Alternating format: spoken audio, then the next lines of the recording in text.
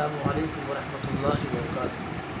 محترم ناظرین، آپ دیکھ رہے ہیں اس وقت آل انڈیا پاورفل نیوز۔ میں آپ کا میزبان محمد جہانگیر سجاد نوری۔ ناظرین، سرزمین ہند پر 3 شخصیت کا تاریخی جنم دن 9 نومبر کو علامہ اقبال رحمۃ اللہ علیہ، 10 نومبر کو ٹیپو سلطان علیہ الرحمہ، 11 نومبر کو مولانا ابوالکلام آزاد علیہ الرحمہ۔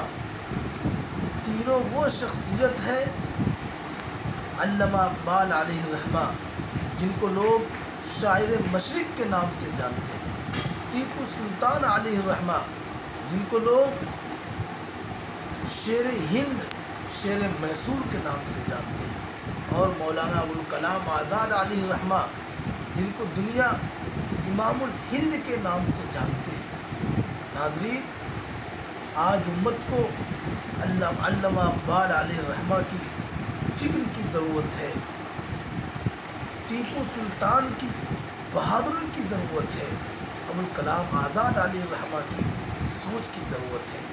میں نوجوانوں سے اور نئی نسل سے درخواست کرتا ہوں کہ وہ اپنے اندر علامہ اقبال علیہ الرحمہ کی سوچ پیدا کرے، ٹیپو سلطان جیسی بہادری پیدا کرے، اور امام الہند حضرت مولانا ابوالکلام آزاد علیہ الرحمہ کی سوچ اپنے اندر پیدا کرے، کی فکر پیدا کرے۔